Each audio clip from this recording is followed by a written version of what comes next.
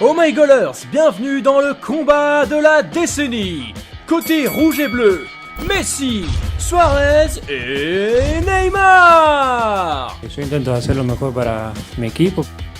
Côté blanc, Bale, Benzema et Cristiano Ronaldo. En primeiro lugar, quero agradecer a meus companheiros, todos que estão aqui. La MSN contre la BBC. Quel était le meilleur trio? No, yo muchas veces lo dije, yo no compito contra Cristiano, ni mucho menos. Oui, on sait Léo, on a compris. Le débat entre CR7 et Messi ne s'arrêtera jamais. Mais lequel des deux faisait partie du meilleur trio? Jetons un œil aux preuves. La Ligue des Champions. No, igual que todos los años, siempre es un reto. La Ligue des Champions est sans doute la meilleure compétition de club au monde. Et soulever ce trophée est le rêve de tout joueur. Mon précieux! Mais en 3 années passées ensemble, la MSN n'a remporté qu'une seule C1. Quelle déception! No, De l'autre côté, la BBC en a remporté 4 en 5 saisons communes. Que posso dizer? Que estou muito contente. 1-0 pour la BBC. Les compétitions espagnoles.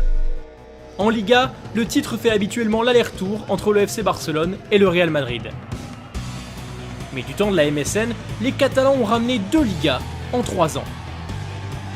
creo que pasa en todos los equipos de los mejores del mundo. Oui, enfin, c'est assez incroyable de penser qu'en 5 saisons, la BBC n'a remporté qu'une seule Liga. Pedir perdão.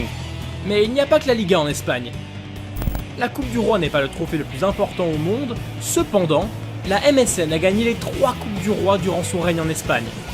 Plutôt impressionnant. Es la competición más linda que jugamos. Allez Léo, on sait tous que ce que tu dis est aussi vrai que les cheveux sur la tête de Wayne Rooney. Mais qu'est-ce que cela représente sur 5 ans? La BBC n'a remporté qu'une Coupe du Roi. Não me esperava. Attendez, c'est un peu bizarre, non? Est-ce que la Ligue des Champions est plus facile à gagner que la Coupe du Roi? Non, c'est impossible. Égalisation de la MSN. Les stats. Siempre mi objetivo es ganar, como dije antes, todo lo que juego. Les deux trios ont connu beaucoup de victoires, mais lequel des deux était le meilleur en termes de buts? Entre 2014 et 2017, quand la MSN et la BBC s'affrontaient durant les Classicos, la MSN l'emportait à chaque fois. Jamais era possível. Ah, désolé Cristiano, mais les chiffres ne mentent pas. La MSN a marqué plus de 100 buts lors de chacune de ces 3 saisons. La BBC n'a réalisé cet exploit qu'une seule fois. Le trio Blaugrana a inscrit 364 buts au total, tandis que la BBC en a marqué 268. C'est presque 100 buts de moins. Este não é um momento fácil de falar. La BBC a souvent été frappée par les blessures, surtout Gareth Bale. Le trio merengue a disputé 67 rencontres de moins que la MSN à cette époque. Et du coup, 2-1 pour la MSN. L'entente. Regardons comment les deux trios jouaient ensemble.